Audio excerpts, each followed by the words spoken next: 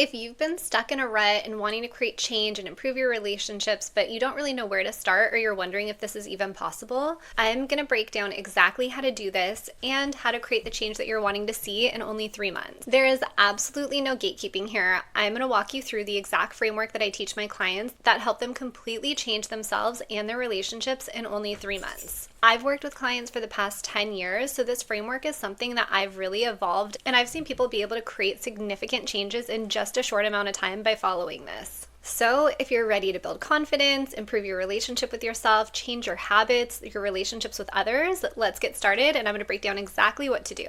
Hi, if you're new here, I'm Allie. I'm a self-development and relationship coach, and like I mentioned, I've been working with clients for 10 years now. I initially started off working as a therapist, but I realized that I didn't want to help people process the past or sit in the past. I wanted to help give people the tools and strategies they needed to be able to move forward. Once I realized this, I started playing around with coaching and working with a couple clients, and I saw such amazing transformations in such a short amount of time that I knew that this was the direction I needed to go. And I've now been coaching one-on-one clients for the past 5 years. So everything that I've learned in the past 10 years of working with clients, I want to be able to bring to you on this channel to help support you and create the changes that you're wanting to see and get past the blocks that may be holding you back. So today, there is going to be no more guessing. We are going to create a 3-month roadmap together to help you shift from the version of you are now to the version of you that you want to be.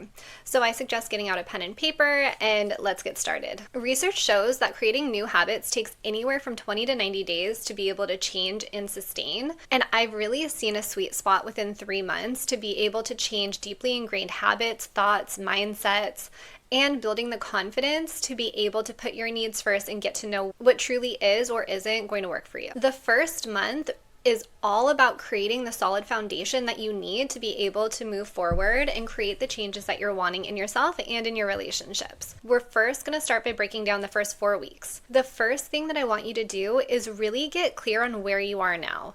So even if it doesn't feel great or you're like, I know I'm really far off from where I want to be, let's start to clarify what it is that you want to change, where you are now, and what's out of alignment. I always like using the wheel of life for this because it kind of helps categorize and organize what's going on. Sometimes it can feel really overwhelming to be able to sit down and think about, well, what is everything going on in my life, and everything feels so chaotic and out of place.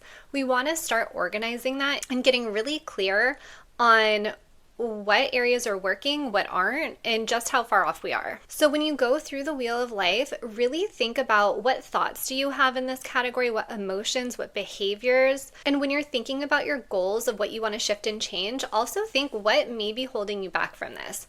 Like if we think about our relationships with others, a lot of times it'll be things like people pleasing, struggling with boundaries, worrying what other people think.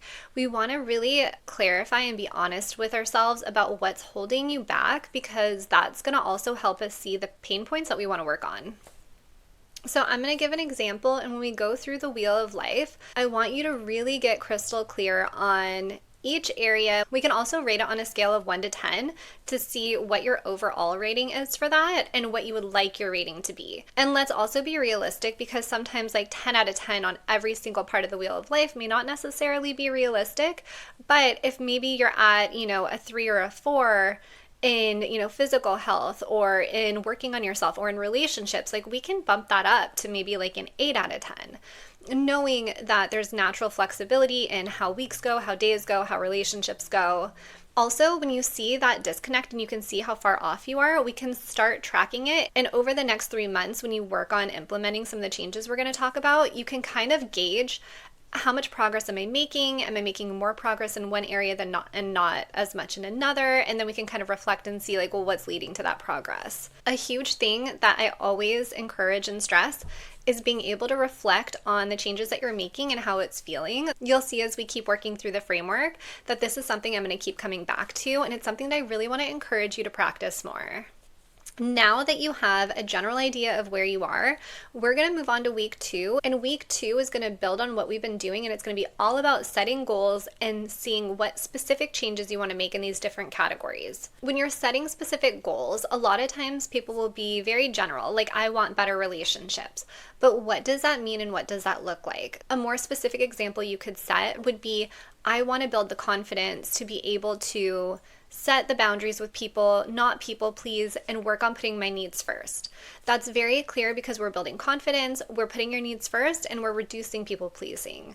That's what I mean when I say we want to get really specific in these different areas and be able to see what does and doesn't work for you. And even once you get to that point, you can break it down even more specifically, and you can say, maybe there's a friend that you have who tends to be very needy or knows that you're always available, so he or she is always reaching out to you and you're always dropping everything to go help them.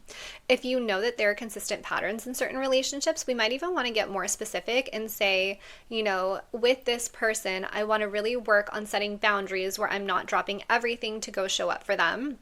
And then think about what that would look like for you. How would that feel? How would you approach it? What would you want to say?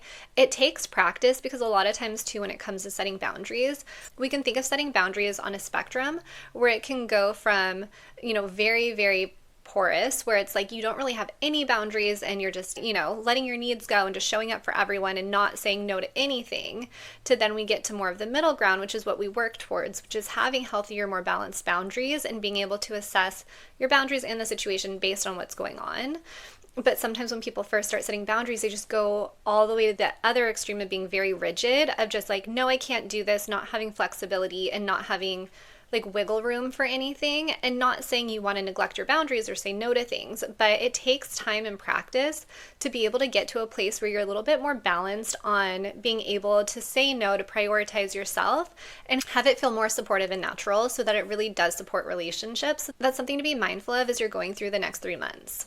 Once you have all of these things down and you have the specific goals and you know what you want to work on in each area, this takes us in to now working on mindset. One thing that you may have noticed as you're working on this so far is you might have had automatic thoughts or beliefs that have popped up saying, I can't do this isn't going to be possible, this is going to be so uncomfortable, I don't know how to set boundaries, I've tried this before and it didn't work.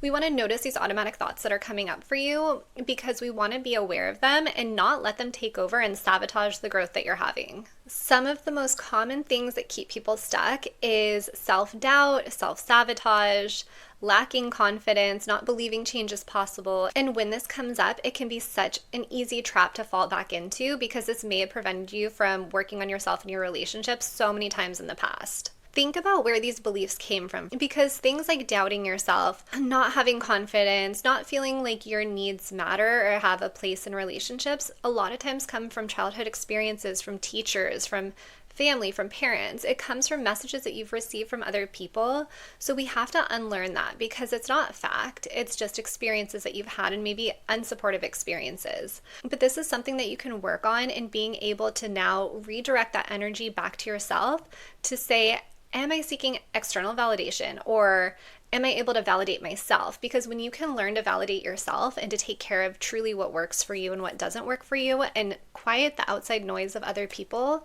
that's one of the most supportive and amazing things that you can do to help shift your mindset from thinking that you're not capable of it, but also supporting the belief that change is possible and that you're able to grow and better yourself and better your relationships. Some of the most common mindset beliefs that keep people stuck is going to be lacking self-confidence, seeking validation from others, fear of failure, wondering what other people are going to think, doubting yourself that you're able to create these changes. Being able to recognize and challenge the limiting beliefs that you have that have held you back in the past is going to completely change how you follow through on things and what you believe that you're capable of. So like I said, we want to shift from external validation to internal validation, because the more you can validate yourself and show up for yourself, the easier the process of change is going to be and the less other people's opinions are going to matter. There's something that I always tell my clients, and what we want to do as we work through building internal validation and moving away from external validation is being able to get in touch with your intuition. And a lot of times people say, well, how do I know that this is intuition and what's the difference?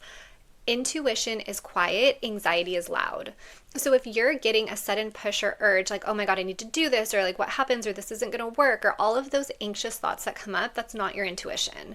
If you're able to quiet your mind, sit with yourself and check in, it's going to be this inner knowing and this quiet, safe feeling of just like, this is the right path for me. This is the right choice for me.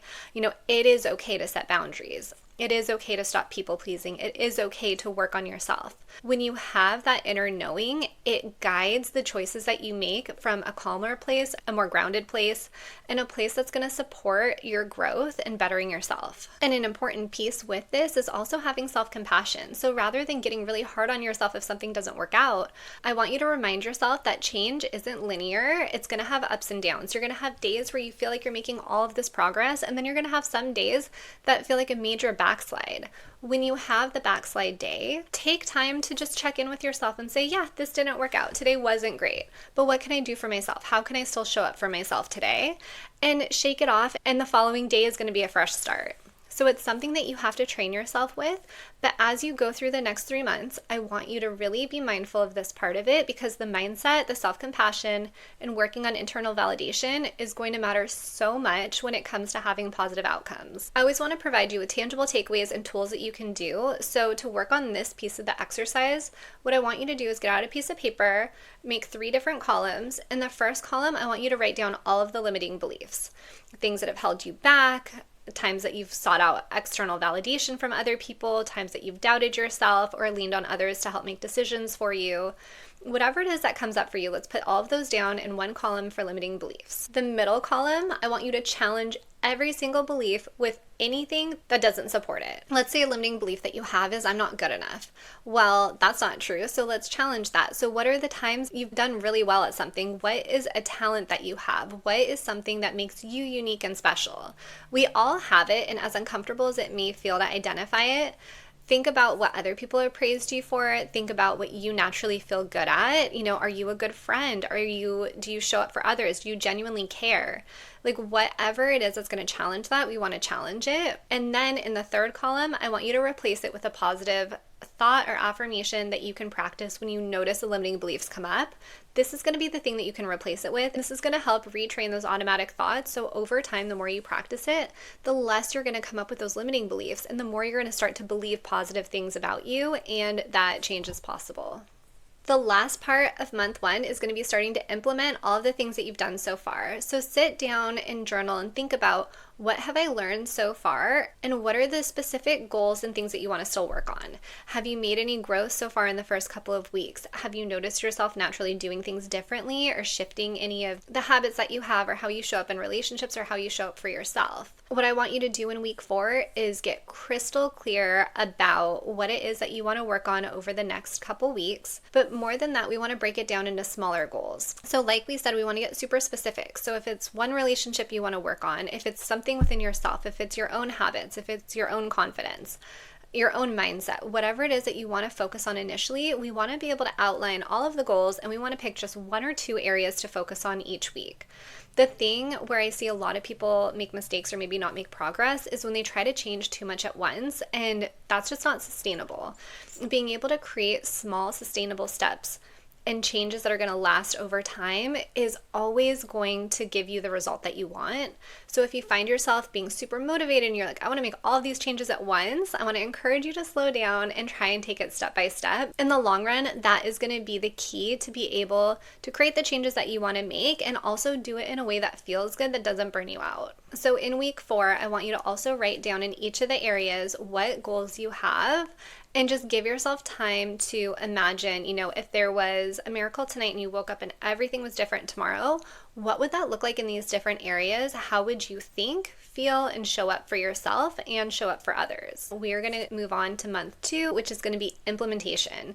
So this is when you're really starting to create intentional shifts and small changes in yourself and in relationships. What I really like to do with my clients, and I'm going to suggest that you do the same, is keep a Google Doc or some kind of paper that goes through week by week. Have one time to check in each week. And in this time, you want to put down, kind of reflect on how was the week prior, what worked, what didn't. There's a journal prompt that I always give clients, and that's a daily reflection throughout the week, which is, what's working for me, what isn't, what was the day like. You could kind of brain dump, but that also helps you keep track of what's working and what isn't, and being able to identify the small wins along the way. Give yourself one time a week where you sit down and just check in and say, what specific goals do I want to set for myself myself this week? What's going to support it? If I have a setback, how am I going to handle that? As you go through this process and you work on yourself and you work on your relationships, something to keep in mind is the relationship you have with yourself is the most important relationship you'll ever have.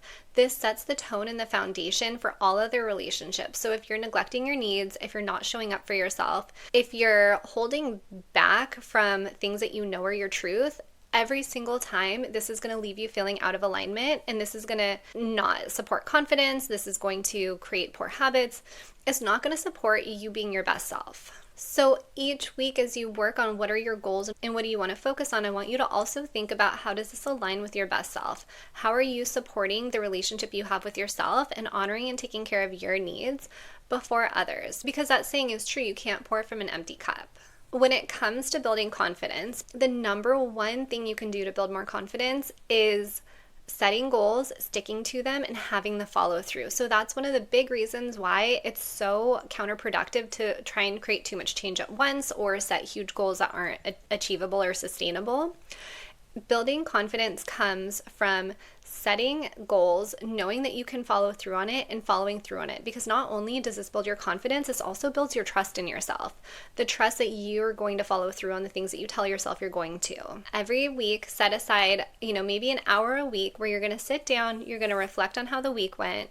You're going to set new goals for yourself of what it is you want to work on. If anything didn't feel right, or if you struggled with confidence, or if you struggled with belief in yourself, what about that? Like what triggered that? What came up? And what do you want to do to counteract that going into the next week? The more that you can do this and kind of lean into like what works and what doesn't is all of the more feedback that you're going to be able to take for yourself. If you find yourself burning out or losing motivation, like what is it? Are you creating too much change at once? Are you setting goals that aren't achievable or sustainable? If you want to develop a deeper relationship with yourself, maybe it's I want to check in with myself 2 nights a week. I want to give myself after work, after school, whatever it is that you're doing, time to sit with myself. So instead of watching TV or binge watching things or kind of mindlessly checking out, maybe you make a more intentional night for yourself. Maybe you explore a new hobby or take time to journal or take time to go for a walk or do something that's going to fill your cup and light you up. Whatever it is that you want to do, try to start off with just 1 to 2 to maybe 3 things in the first week or two and see if that's sustainable and then build on from there. We want to think about it as like a layering effect where you're creating slow changes in different categories, not changing everything in, every area at once. Because that way, if you get the foundation of like the most important part that you need to change first, or the thing that feels the most out of alignment, everything else is naturally going to start building and it's going to feel easier to be able to create those shifts and changes. I would always suggest starting off with really focusing on the relationship with yourself and then building on the relationships with others after that. When you do this and you focus on yourself, it makes setting boundaries with others so much easier because you've already learned to set limits for yourself and to prioritize your needs and do things that work. The more you show up for yourself, then when someone doesn't show up for you or doesn't treat you right or isn't respecting your boundaries, you're going to sit there and think like, this is so weird. This feels out of alignment because I'm so used to showing up for myself. Month 3 is all about creating the habits that are going to last. Really reflect on how have the first 2 months been? What have I learned about myself? What are my takeaways? What growth have I seen? And what is your level of motivation? Motivation isn't enough to create change. A lot of times people say like, okay, well, once I get super motivated or, when I feel like I have that internal drive, then I'll make the changes. The problem with this is that motivation comes and goes. So what we want to do instead of leaning on motivation to create change is thinking about what habits can I do or what can I commit to doing even if the motivation isn't there. Like say for instance, I think working out is like a great example for this. So let's say for instance, if somebody wants to exercise more or give themselves that time where they're in the gym or taking a workout class or a yoga class, if you wait to be motivated to work out every time, that's not a reliable thing to lean into because motivation isn't always going to be there. What is always going to be there is discipline.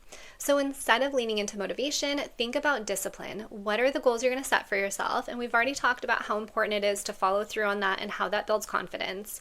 So being able to set the goals for yourself and follow through and have that discipline even when motivation isn't there is the secret to success.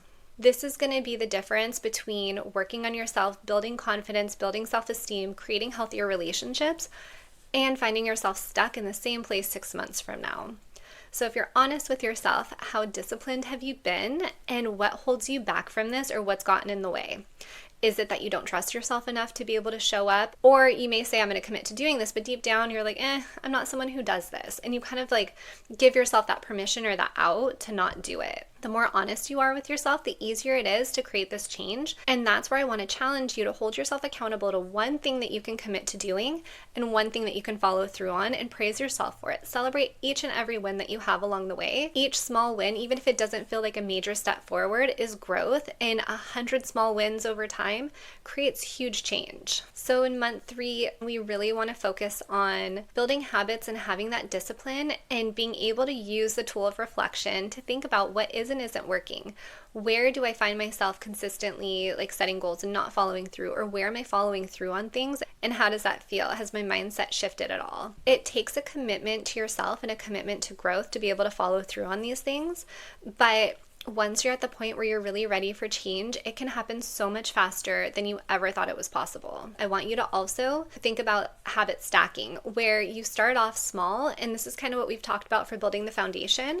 Once you're in a place where you have a solid foundation of a couple things that you're shifting, you're feeling better, you're feeling more disciplined, you're believing in yourself more that you're capable of following through on the things that you've been doing so far, that's when we want to add on and build onto it. And this timeline is going to vary per person. That's why month 2 and 3 is a little bit more flexible, because you want to be working on these things throughout this time, but seeing how quickly can you make progress, what is and isn't working, and being able to build on that. And like once you feel like you're in a solid place with some of the changes that you're making, being able to add on to that. What you want to lean into is just getting started. So even if you're not feeling super motivated, give yourself, okay, I'm going to give myself a minute, I'm going to get up and do it.